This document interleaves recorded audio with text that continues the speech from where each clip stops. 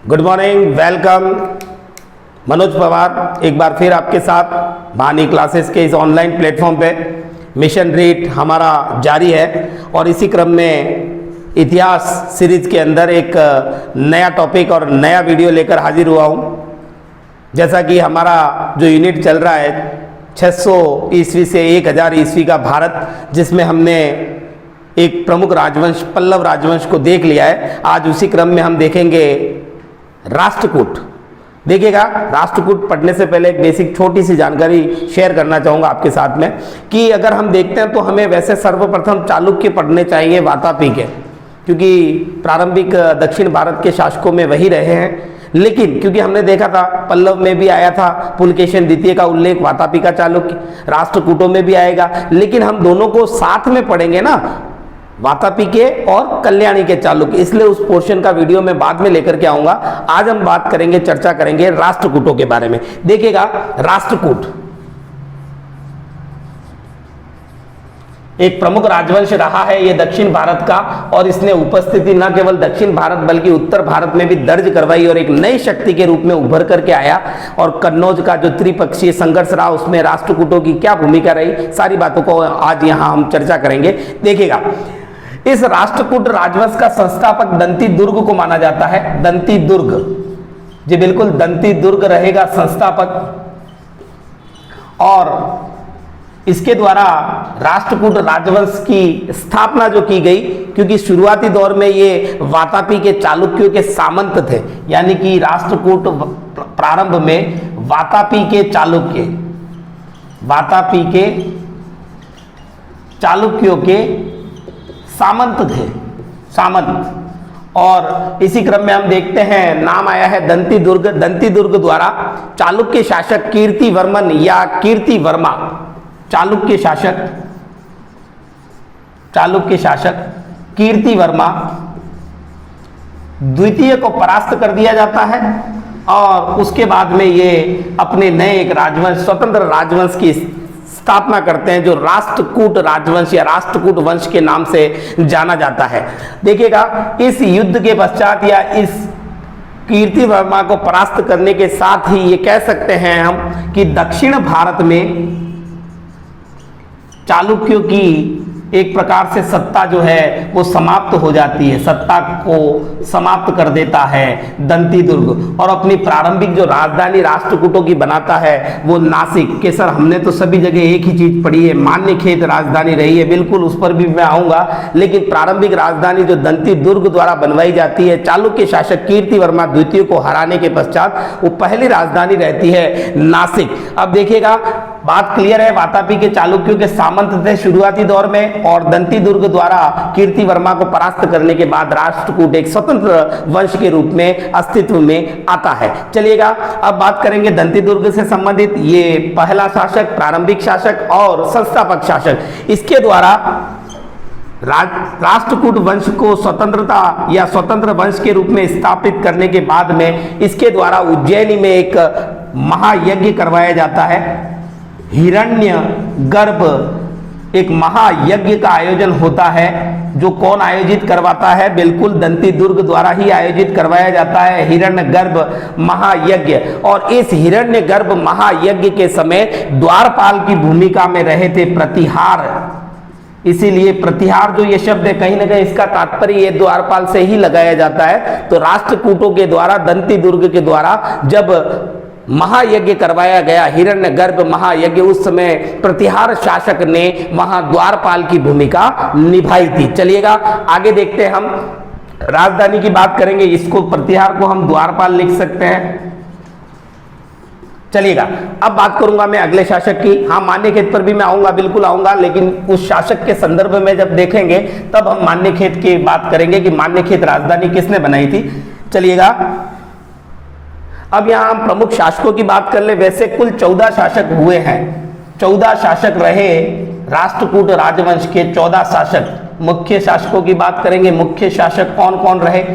मुख्य शासक तो जैसे कि हमने दंती दुर्ग को देख लिया संस्थापक के रूप में। उसके बाद जो प्रमुख शासक रहे वो कौन कौन से शासक थे? तो पहले आएंगे आपके कृष्ण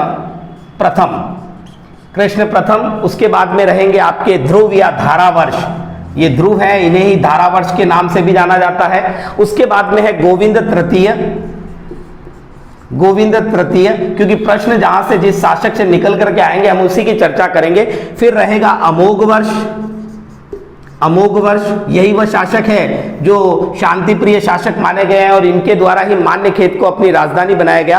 कृष्ण द्वितीय, कृष्ण द्वितीय, इंद्र तृतीय और अंतिम प्रतापी शासक कृष्ण तृतीय के रूप में। यहां हमने देखा कुछ ऐसे शासक रहे जिनका संबंध रहा है राष्ट्रकूट राजवंश में मुख्य रूप से और प्रमुख शासकों की श्रेणी में रखा गया है। जिन शासकों को देखिएगा तो यहाँ एक एक शासक को जो इंपॉर्टेंट रहेगा उसकी चर्चा करूंगा मैं। सबसे पहले बात करूंगा कृष्ण प्रथम की। तो कृष्ण प्रथम वह शासक था जिसने दंती दुर्ग के पश्चात पूर्णतः चालुक्य वंश यानी वातापी के चालुक्यों के अस्तित्व को समाप्त कर दिया, यानी कि चालुक्य शक्ति पूर्णतः नष्ट किसके द्वारा की गई? चालुक्य सत्ता। और कहां के चालुक्यों की बात कर रहे हैं? बिल्कुल वातापी की, कल्याणी के आगे चल करके आएंगे। तो चालुक्य सत्ता वातापी को पूर्णतः नष्ट कर दिया, पूर्णतः नष्ट कर दिया। किसने कर दिया? कृष्ण प्रथम द्वारा। तो कृष्ण प्रथम चालुक्य शक्ति को पूर्णतः नष्ट करने वाले शासक और साथ ही साथ ये निर्माण या स्थापत्य से जुड़े हुए शासक थे जिनके द्वारा एक महत्वपूर्ण मंदिर का निर्माण करवाया गया। इन्होंने एलोरा में कैलाश मंदिर का निर्माण करवाया। कैलाश मंदिर, और ये कैलाश मंदिर क्या है? एक गुहा मंदिर, एक गुहा मंदिर है। इस कैलाश मंदिर का निर्माण किसके द्वारा करवाया जाता है? तो कृष्ण प्रथम द्वारा। और कृष्ण प्रथम द्वारा चालुक्य सत्ता को पूरी तरह से नष्ट कर दिया जाता है। अगले शासक की बात करूंगा ध्रुव। ध्रुव, ये ध्रुव जो है यही इतिहास के अंदर धारावर्ष के नाम से भी प्रसिद्ध है। देखिएगा अभी तक हमने बात की है कि राष्ट्रकूट है उनका केंद्र जो रहा दक्षिण भारत रहा, लेकिन यह वह पहला शासक धारावर्ष या ध्रुव जो राष्ट्रकूटों की शक्ति के विस्तार को दक्षिण भारत से उत्तर भारत की ओर ले जाने वाला पहला शासक। देखिएगा इसके संबंध में त्रिपक्षीय संघर्ष, बिल्कुल त्रिपक्षीय संघर्ष काफी इंपॉर्टेंट रहता है। त्रिपक्षीय संघर्ष किन किन के मध्य हुआ था? तो सबसे पहले प्रतिहारों के बाद में पाल और पालों के बाद में थे आपके राष्ट्रकूट। तो राष्ट्रकूटों के रूप में महत्वपूर्ण भूमिका यहां धारावर्ष द्वारा निभाई जाती है। न केवल ये त्रिपक्षीय उस संघर्ष में भाग लेता है बल्कि ये प्रतिहार शासक वत्सराज और पाल शासक धर्मपाल को पराजित करता है। इन दोनों वंश के शासकों को किसके द्वारा पराजित किया जाता है? ध्रुव या धारावर्ष के द्वारा। और यह वह पहला शासक है जो उत्तर भारत की राजनीति में हस्तक्षेप करता है, यानी दक्षिण भारत के राजवंश के रूप में अस्तित्व में आता है, लेकिन उत्तर भारत की राजनीति में हस्तक्षेप करने वाला पहला दक्षिण भारत राष्ट्रकूट वंश का शासक धारावर्ष ये सफलता प्राप्त कर लेता है और प्रतिहार शासक और धर्मपाल दोनों को परास्त कर लेता है, पराजित कर लेता है। लेकिन तभी दक्षिण भारत यानी कि इसके राज्य में विद्रोह हो जाता है, अशांति का माहौल बन जाता है और उस विद्रोह के कारण इसे पुनः पलायन करना पड़ता है, पुनः पलायन कर जाता है ये दक्षिण भारत यानी कि अपने मूल स्थान की ओर चला जाता है। और इसकी जो है स्थिति या इसका जो यहाँ पर योगदान रहा, इतना ही योगदान है धारावर्ष का। ध्रुव या धारावर्ष के नाम से जाना जाता है। त्रिपक्षीय संघर्ष में भाग लेने वाला पहला राष्ट्रकूट वंश का पहला शासक उत्तर भारत की राजनीति में हस्तक्षेप करने वाला पहला शासक धर्मपाल और वत्सराज को पराजित करता है। और देखिएगा अब पढ़ेंगे हम अगले शासक को गोविंद तृतीय। देखिए गोविंद तृतीय से रिलेटेड जो फैक्ट है उसकी मैं बात करूंगा। गोविंद तृतीय क्या करता है? इस त्रिपक्षीय संघर्ष को और आगे बढ़ाता है। त्रिपक्षीय संघर्ष को आगे किस प्रकार बढ़ाता है कि यह प्रतिहार शासक नागभट्ट द्वितीय को हराता है, नागभट्ट द्वितीय, और साथ ही साथ ये पाल शासक धर्मपाल को भी परास्त करता है। तो यहां पर देखिएगा ये प्रतिहार शासक नागभट्ट द्वितीय जो है ये उस समय कन्नौज का एक तरह से संरक्षक कह सकते हैं, संरक्षक की भूमिका में था। और इसको किसके द्वारा परास्त किया जाता है, तो गोविंद तृतीय के द्वारा, और साथ ही साथ ये पाल शासक धर्मपाल को भी परास्त करता है। और इस युद्ध को चक्रा युद्ध के नाम से जाना जाता है, चक्रा युद्ध। तो चक्रा युद्ध का संबंध ध्रुव से नहीं है। चक्रा युद्ध ये दूसरी बार जो लड़ा गया, इसके अंदर भूमिका रहती है किसकी, गोविंद तृतीय की। तो गोविंद तृतीय पाल शासक धर्मपाल और प्रतिहार शासक जो कन्नौज का संरक्षक है, कन्नौज का संरक्षक, उसके विरुद्ध ये युद्ध लड़ा गया। और इसी युद्ध को चक्रा युद्ध के नाम से हम जानते हैं। देखिएगा नागभट्ट द्वितीय। अब देखिएगा इससे रिलेटेड एक और फैक्ट निकल करके आता है कि चक्रा युद्ध जो बताया मैंने आपको, कन्नौज शासक रहेगा वहां पर, कन्नौज का संरक्षक, बिल्कुल नो डाउट कन्नौज का संरक्षक रहेगा। अब गोविंद तृतीय जो है, इसने राष्ट्रकूट वंश के साम्राज्य का विस्तार किया और उसको मालव या मालवा प्रदेश से इसका विस्तार कहां तक ले गया, कांची तक।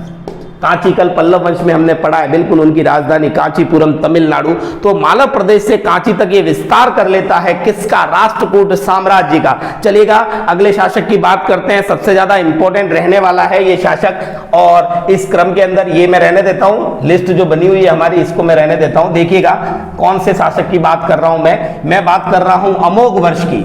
अमोघ वर्ष वह शासक जिसने राष्ट्रकूट वंश के अंदर सर्वाधिक लंबे समय तक शासन किया। इसके बारे में कहा जाता है कि इसने लगभग 64 वर्ष तक शासन किया था। मैंने इन नोट्स के अंदर या जो भी हम वीडियो के अंदर कंटेंट्स लेके आ रहे हैं, उसमें जो रेफरेंस बुक्स रहती है हमारी किसी भी प्रकार की गाइड के साथ साथ में, मैंने एकेडमिक आरबीएससी और एनसीईआरटी की बुक्स का भी समावेश किया है। और ये जो पॉइंट्स मैं लेकर के आ रहा हूं, नो डाउट बिल्कुल आरपीएससी और बिल्कुल ऑथेंटिक फैक्ट है, क्योंकि ये मैंने आरबीएससी और एनसीईआरटी की जो बुक्स है उनसे उठाया है। देखिएगा 64 वर्ष का लंबा शासन रहा अमोघ वर्ष का। अमोघ वर्ष एक शांति प्रिय शासक की श्रेणी में आता है, शांति प्रिय रहा। और निश्चित तौर पर इसके समय में अगर कोई युद्ध नहीं हुआ है तो कहीं ना कहीं साहित्यिक या कलात्मक उपलब्धियां जरूर रही होंगी, बिल्कुल रही है। देखिएगा इसके समय में, और सबसे बड़ी बात, ये जैन अनुयायी था, यानी कि जैन धर्म की ओर आकृष्ट था। कौन, अमोघ वर्ष। इसके समय में एक अरबी यात्री आया था जिसका नाम है सुलेमान कौन है, एक अरबी यात्री। ऐसा भी कहा जाता है कि ये घोड़ों का व्यापारी था, सौदागर था। लेकिन यहां पर अरबी यात्री से ही हम इसको लिखेंगे कि अरबी यात्री सुलेमान आता है। और वो अमोघ वर्ष के बारे में क्या कहता है कि विश्व के तत्कालीन 4 महान शासकों में एक शासक है अमोघ वर्ष। यानी कि विश्व के तत्कालीन 4 महान शासकों में किसकी गणना करता है, अमोघ वर्ष की गणना कौन करता है, एक अरबी यात्री जिसका नाम है सुलेमान। देखिएगा ये जो अमोघ वर्ष है, शांति प्रिय शासक है, 64 वर्ष का इसका लंबा शासन काल रहा। अरबी यात्री सुलेमान आया, जैन धर्म का अनुयायी बनता है और स्वयं के द्वारा एक रचना की जाती है, कवि राजमार्ग किसकी रचना है, तो अमोघ वर्ष की रचना है। तो साथ ही साथ यहाँ 2 अन्य रचनाओं की भी बात करूंगा जो इसके समय में रहने वाले, इसके संरक्षण में रहने वाले कुछ साहित्यकारों द्वारा लिखी गई थी।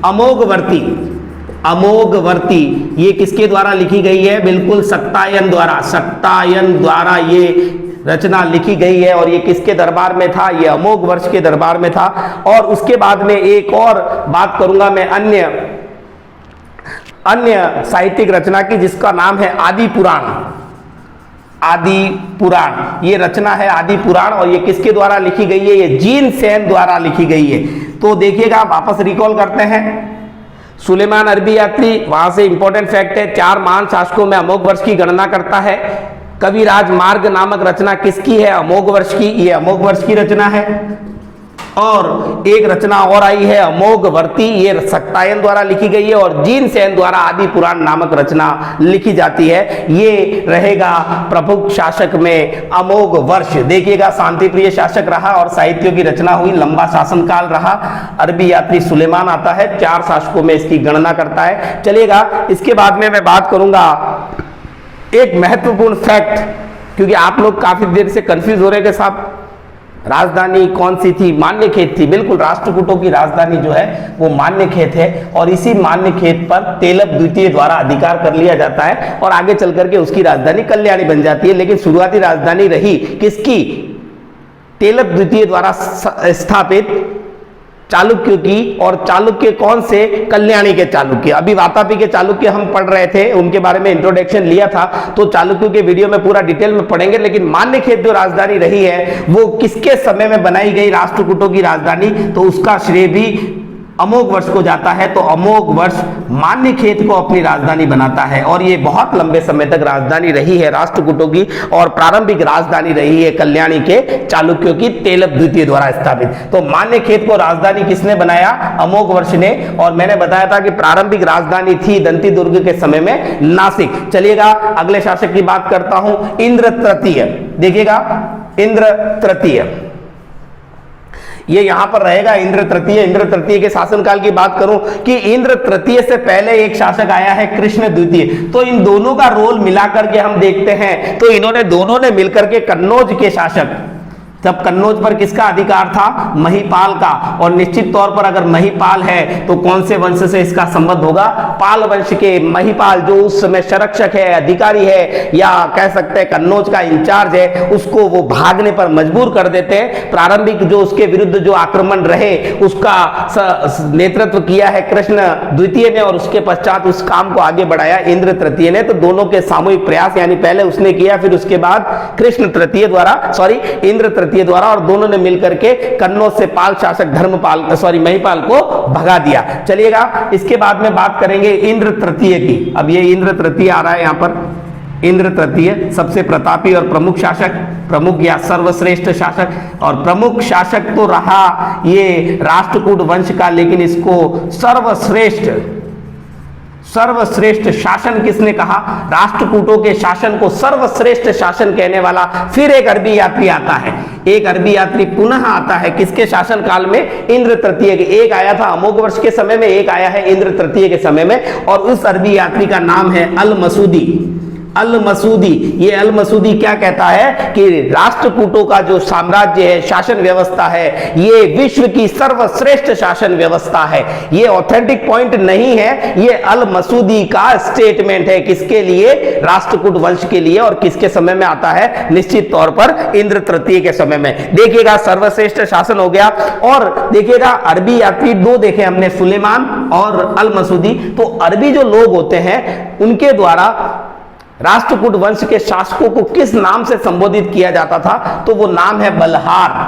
बल्हार या बल्ल राजा, बल्ल राजा या बल्लराज, बल्हार या बल्लराज कहकर संबोधित किया जाता था।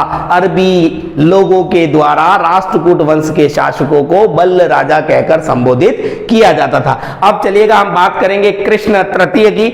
ये कह सकते हैं कि यह कृष्ण तृतीय जो है ये राष्ट्रकूट वंश का अंतिम प्रतापी शासक है। नॉट अंतिम प्रतापी, क्योंकि अंतिम प्रतापी मुगल बादशाह कौन था या अंतिम प्रमुख मुगल बादशाह तो वो औरंगजेब का नाम आता है, लेकिन अंतिम कौन है? तो बहादुर शाह जफर है। तो ये कृष्ण तृतीय लिस्ट में लास्ट नहीं है, यानी अंतिम नहीं है। इसके बाद कर्क द्वितीय आएगा, लेकिन यहाँ प्रमुख शासकों में यहाँ पर आकर के जो महत्वपूर्ण शासक है उनकी लिस्ट खत्म हो जाती है। कृष्ण तृतीय, इसने एक उपाधि धारण की है अकाल वर्ष की। अकाल वर्ष की उपाधि धारण की है और इसने भी एक वही कार्य किया है जो आगे अपने कल पल्लव वंश में पढ़ा था। इसने क्या किया है देखिएगा सर, मैं बताऊंगा आपको कि उपाधि धारण की है। उसके अलावा कन्नड़ भाषा के कवि हैं जिनका नाम है पौन्न। कन्नड़ भाषा के कवि पौन्न इनके दरबार में थे, जिनको इन्होंने संरक्षण प्रदान किया था। और उसी पौन्न के द्वारा एक रचना की गई है जिसका नाम है शांति पुराण। यानी शांति पुराण किसकी रचना है? पौन्न की, जो कन्नड़ भाषा के कवि हैं। किसके समय में रचना करते हैं? तो कृष्ण तृतीय के समय में करते हैं। और जो मैंने कल वाले वीडियोस की बात की थी कि विजय स्तंभ का निर्माण करवाया था एक पल्लव शासक ने, यहाँ भी विजय स्तंभ का निर्माण किया जाता है। लेकिन वो विजय स्तंभ कहाँ बनता है? वो बनता है रामेश्वरम में विजय स्तंभ। तो बिल्कुल जिस प्रकार कुंभा ने बनाया है, पल्लव शासक ने बनाया है, वैसे ही एक चोल शासक है जिनका नाम है परांतक। चोल शासक परांतक को हराकर या परास्त करने के बाद में रामेश्वरम में विजय स्तंभ का निर्माण करवाया जाता है किसके द्वारा? कृष्ण तृतीय के द्वारा। तो कृष्ण तृतीय से इंपॉर्टेंट चीज, अकाल वर्ष की उपाधि धारण करता है। उसके अलावा ये कन्नड़ भाषा के कवि पौन्न को अपने यहाँ संरक्षण देता है, जिनकी प्रमुख रचना शांति पुराण है, और इनके द्वारा चोल शासक परांतक को हराने के बाद में रामेश्वरम में विजय स्तंभ का निर्माण करवाया जाता है। अब बात करेंगे अंतिम शासक की, तो उसका नाम है कर्क द्वितीय। दोनों द्वितीय साहब, कर्क द्वितीय, और इधर चालुक्य शासक का नाम है तेलप द्वितीय। तेलप द्वितीय। तो कर्क द्वितीय और तेलप द्वितीय में संबंध क्या है कि चालुक्य शासक तेलप द्वितीय द्वारा कर्क द्वितीय को परास्त कर दिया जाता है, और राष्ट्रकूट जो वंश था, राष्ट्रकूट वंश का पराभव हो जाता है। पराभव यानी कि अस्तित्व समाप्त हो जाता है, और तब राजधानी क्या रहती है कर्क द्वितीय के समय में? मान्यखेत। राजधानी का नाम है मान्यखेत, और यही मान्यखेत को अपनी राजधानी बनाता है तेलप द्वितीय, और नए चालुक्य वंश यानी कि कल्याणी के चालुक्य वंशों की स्थापना हो जाती है। देखिएगा दंती दुर्ग ने भी एक चालुक्य शासक जिसका नाम था कीर्तिवर्मा द्वितीय, उसको हरा करके राष्ट्रकूट वंश की स्थापना की थी, और वही चालुक्य, उसी वंश से रिलेटेड देख रहे हैं हम, वही चालुक्य तेलप द्वितीय आता है और राष्ट्रकूट वंश को अस्तित्व को समाप्त कर देता है। देखिएगा तेलप द्वितीय हो गया। उसके बाद में कुछ महत्वपूर्ण उपलब्धियां जो यहाँ राष्ट्रकूट शासकों की रही, उनमें सबसे इंपॉर्टेंट जो है, या जो सबसे इंपॉर्टेंट स्थापत्य निर्माण की बात करें तो दो प्रकार की गुफाओं का निर्माण यहाँ करवाया जाता है, एलोरा और वह एलिफेंटा। एलोरा व एलिफेंटा की गुफाओं का निर्माण किसके द्वारा करवाया गया? राष्ट्रकूट शासकों द्वारा। इनको गुहा मंदिर, गुफाओं में निर्मित मंदिर भी कह सकते हैं, गुफाएं या गुफा मंदिर का निर्माण करवाया गया। कहां पर? एलोरा व एलिफेंटा में राष्ट्रकूट शासकों के द्वारा। गुफाओं की कुल संख्या 34 है। एलोरा की टोटल गुफाओं की संख्या कितनी है? 34। और यहाँ देखने वाली बात यह कि इन गुफाओं में किसी एक धर्म को महत्व नहीं दिया गया, सभी धर्मों से संबंधित गुफाओं के अंदर हमें कुछ ऐसी चीजें देखने को मिलती हैं। और बात करूंगा मैं आगे कि ये जो राष्ट्रकूट वंश के शासक रहे हैं, ये जैन धर्म, हिंदू धर्म यानी वैदिक धर्म के प्रमुख और प्रगाढ़ भक्त थे। शैव, वैष्णव और शाक्त तीनों मतों को पूजते थे, तीनों मतों के उपासक थे। साथ ही जैन धर्म, क्योंकि हमने पढ़ा है ना कि जैन धर्म का अनुयायी कौन सा शासक था? बिल्कुल आपने देखा है, बिल्कुल शांतिपूर्वक शासक था जिसका नाम था अमोघवर्ष। देखिएगा तो 34 कुल गुफाएं, जिसमें से प्रारंभिक जो गुफाएं हैं, गुफा संख्या 1 से 12 वो बौद्ध धर्म को समर्पित है, बौद्ध धर्म से। फिर बात करेंगे 13 से लगा करके 29, ये वैदिक या हिंदू धर्म से संबंधित है। और अंतिम जो गुफाएं रहती हैं 30 से 34 वो जैन धर्म को समर्पित है। यहाँ मुख्य रूप से देखिएगा आप, तीनों धर्मों से संबंधित यहाँ गुफाओं में हमें अवशेष मिलते हैं। और इन गुफाओं को सर्वप्रथम प्रकाश में कौन लाया है? इनकी गुफाओं की खोज किसने की? तो एक फ्रांसीसी व्यक्ति है, फ्रांसीसी व्यक्ति जिसका नाम है थेविनेट यानी एक फ्रांसीसी व्यक्ति थेविनेट द्वारा इस एलोरा की गुफा को प्रकाश में लाया जाता है, लोगों के सामने लाया जाता है। और यहाँ पर हमें जैन, बौद्ध और हिंदू तीनों धर्म से जुड़ी हुई निर्मितियां प्राप्त होती हैं। इसके अंदर नरसिंह भगवान के मंदिर के रूप में साक्ष्य मिलते हैं, और भी बहुत सारे हैं, विश्वकर्मा से जुड़े हुए भी कुछ साक्ष्य मिलते हैं। तो यहाँ हम बात करेंगे कि अब इनका प्रमुख धर्म कौन कौन से धर्मों के प्रति आसक्ति थी। तो ये वैदिक दर्शन में ज्यादा आस्था रखते थे, लेकिन साथ ही साथ शैव, वैष्णव व शाक्त का तात्पर्य होता है शक्ति के उपासक, है ना, किसी न किसी देवी की उपासना। शाक्त व जैन ये चारों मतों के अनुयायियों के रूप में, उपासकों के रूप में माने गए हैं कि कुछ शासक ऐसे थे जो शैव थे, कुछ वैष्णव थे, कुछ शाक्त के उपासक थे और कुछ जैन धर्म के अनुयायी, जिसमें प्रमुख नाम अमोघवर्ष का निकल करके आता है। तो यहाँ हमने देखा राष्ट्रकूट राजवंश के बारे में, किस प्रकार इसकी स्थापना हुई। और देखिएगा शुरुआती दौर पर चालुक्यों को हरा करके राष्ट्रकूट वंश की स्थापना, और पुनः तेलप द्वितीय जो चालुक्य है उसके द्वारा राष्ट्रकूट वंश का पतन कर दिया जाता है और नए चालुक्य वंश की स्थापना हो जाती है। अगले वीडियो के अंदर मैं लेके आऊंगा सबसे महत्वपूर्ण दक्षिण भारत का राजवंश जिसका नाम है चोल राजवंश, जिसके कुछ प्रमुख प्रतापी शासकों को हम पढ़ेंगे और कई एग्जाम में वहां से प्रश्न निकल करके आते हैं। तो उसके बारे में गंगे कौंड की उपाधि, बिल्कुल वो प्रश्न आपको याद होंगे, काफी सारे एग्जाम में पूछे गए। तो इस वीडियो में इतना ही, और अगले वीडियो के साथ में बहुत जल्द आपके सामने उपस्थित होऊंगा अगले नए दक्षिण भारत के राजवंश को लेकर के। Thank you very much.